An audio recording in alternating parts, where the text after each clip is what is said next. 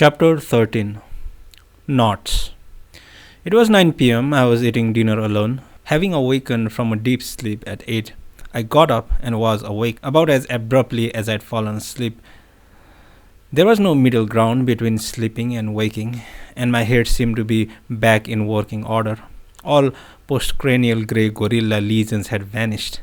I wasn't drowsy or sluggish, and I had no shivers. I remembered everything with great clarity. I had an appetite. I was ravenous. So I headed out to the local watering hole I'd gone to the first night and had a few nibbles with drinks. Drinks and grilled fish and simmered vegetables and crab and potatoes. The place was packed, thick with smoke and smells and noise, everybody and his neighbor screaming at each other. Need to organize, I thought. Knots? I queried myself in the midst of the chaos. I brought the words softly to my lips. You have but to seek, and the shipmen shall connect. Not that I completely understood what that meant. It was a bit too figurative, metaphoric, but maybe it was the sort of thing you had to express metaphorically. For one thing, I could hardly believe the shipman had chosen to speak that way for his amusement. Maybe it was the only way. Through the world of the shipman, via his switchboard, all sorts of things were connected. Some connections led to confusion, it said, because I lost track of what I wanted. So, were all my ties meaningless? I drank and stared at the ashtray in front of me. What had become of Kiki? I had felt her presence very strongly in my dreams. It was she who'd called me here. It was she who needed me. She was the reason I'd come to the Dolphin Hotel. But I had yet to hear her voice. Her message was cut off, as if someone had pulled the plug.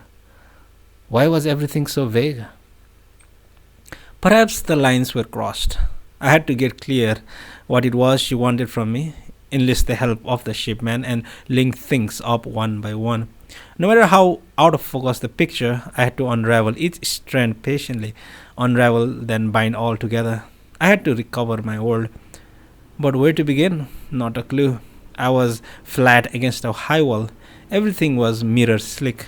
No place for the hand, no place to reach out and grab. I was at wit's end. I paid my bill and left. Big flakes of snow tumbled down from the sky. It wasn't really coming down yet, but the sound of the town was different because of the snow. I walked briskly around the block to sober up. Where to begin? Where to go? I didn't know.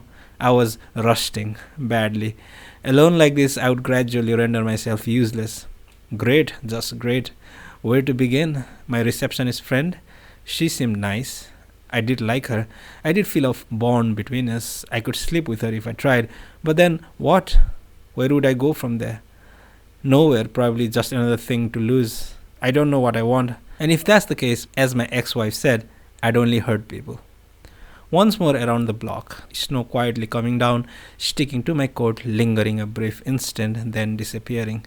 I tried to put my thoughts in order. People walked past, puffing white breaths into the air. It was so cold, the skin of my face hurt. Still, I kept going around the block, kept trying to think. My ex-wife's words stuck in my head like a curse. Worse, because it was true. I hurt everybody. If I kept going like this, I'd go on losing them too.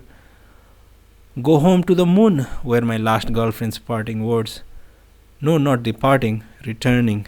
She was braving it back to the big, bad, real world. Then along comes Kiki. Yes, Kiki. Kiki's got to be the touchstone. But her message had vaporized midway. So where to begin? I closed my eyes and struggled for an answer. But in my head, no one was at home. No shipman, no girls, no grey gorilla. I was abandoned, sitting in a vast empty chamber alone. No one could give me the answer. I'd sit, grow old, and shrivel in that room. No dancing here. Very sad. Why couldn't I read the station signs? The answer was to come the following afternoon. As usual, with no prior warning, out of nowhere, like a gorilla whack out of the grey.